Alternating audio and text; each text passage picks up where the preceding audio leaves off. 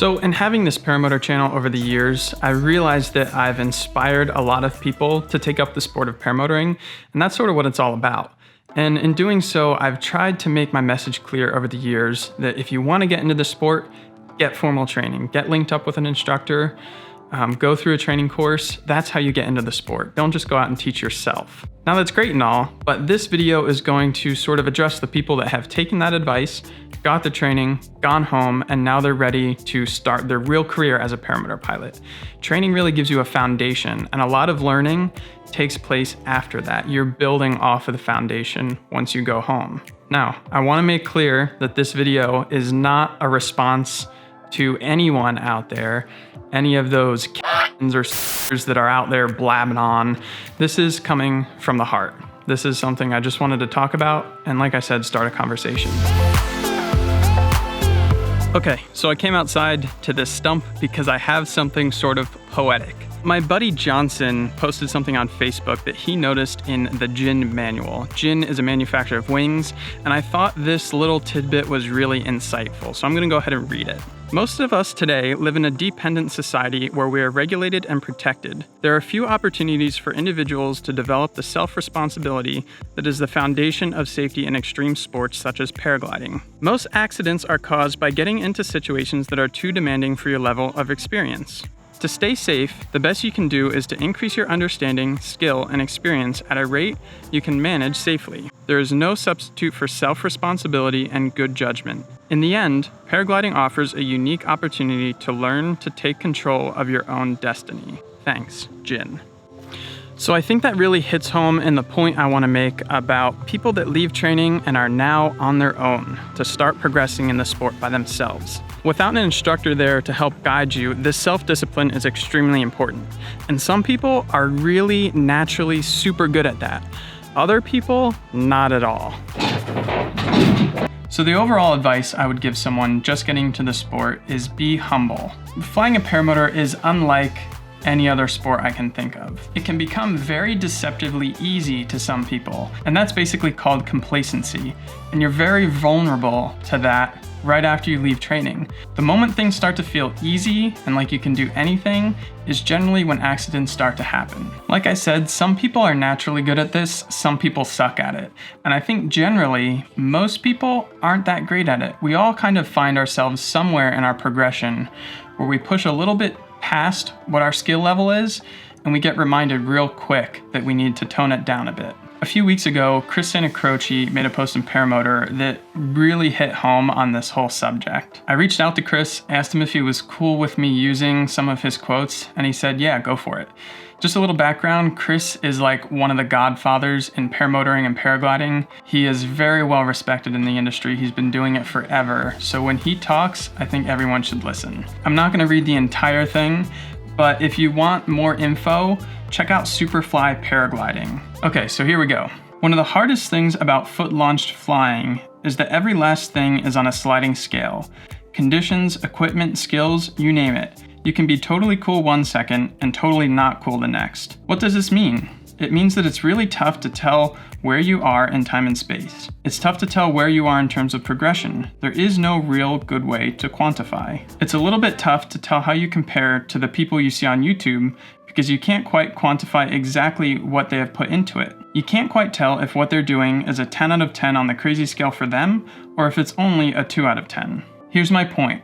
Cross-country, low flying over water, aerobatics, adventure flying, altitude records, flying next to big mountains, flying in thermals, and all the sketchy takeoff and landing places are all for people who have sold their soul to the devil in one way or another. They have given up a lot in exchange for a lot of airtime, some flying skill, and they have worked their way along the progression. They also accepted a high level of risk and have made a deal with the universe that they're willing to take a chance and hope for the best. If you are at all new to the sport, then you can strike the aforementioned adventure flying off the list in general.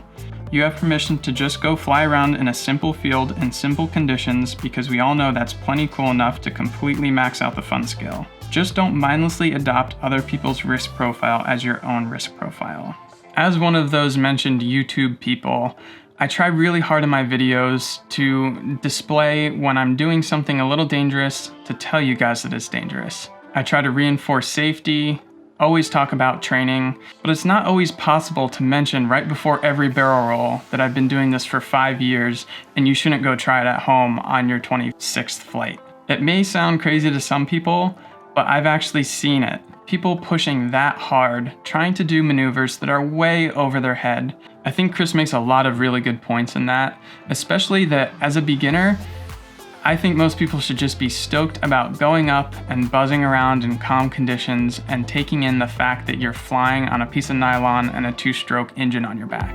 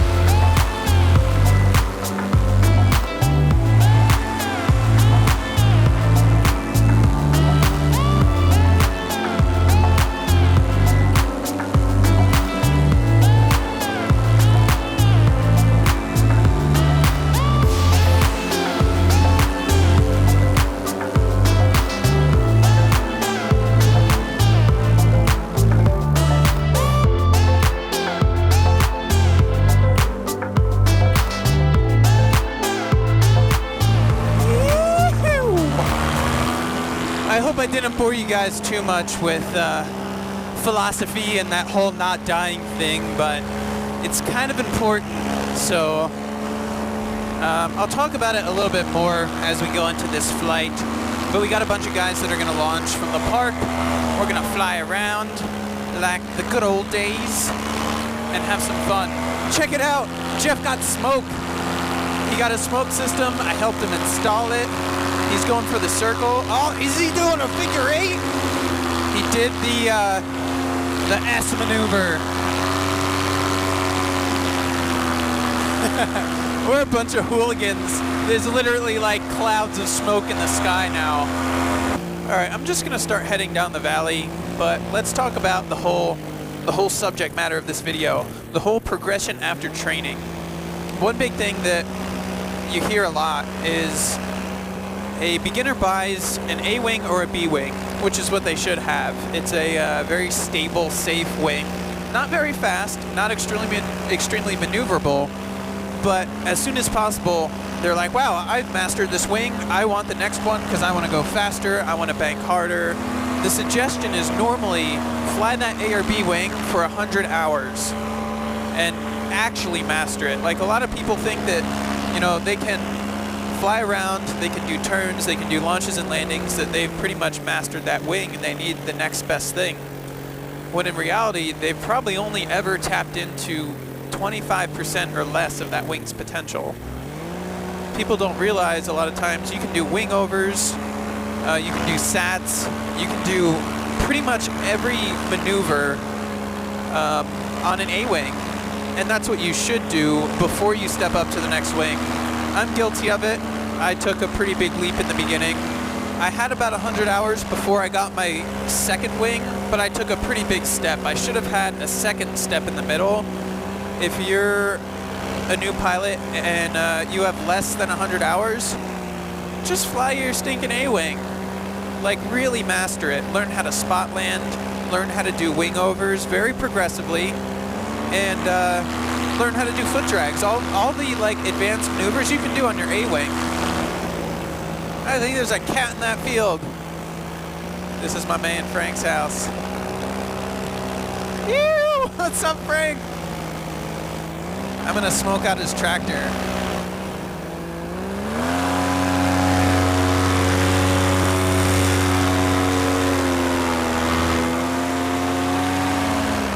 Yeah, Jeff! Coming in for it. Beautiful execution. That was probably the cleanest tip drag or tip touch ever.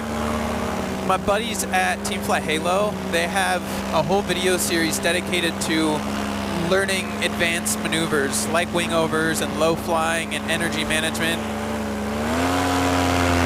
Yeah, dudes. So yeah, they have a really good multi-part video series. It's on the Team Fly Halo Knowledge Center. You should check it out if you're interested in that sort of thing. It explains it way better than I can explain it in this short video. Basically, a slow, smooth progression is absolutely mandatory for learning something like wingovers.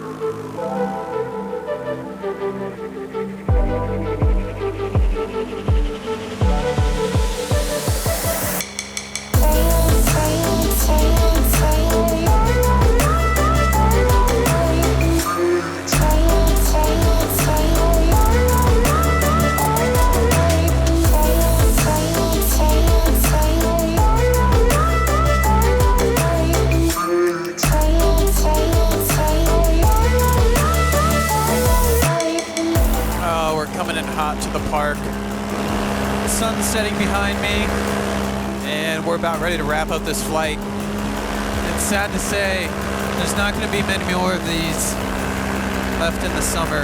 Look at that sunset. Absolutely gorgeous, mate. I did that thing where I stared at the sun too long. What an idiot.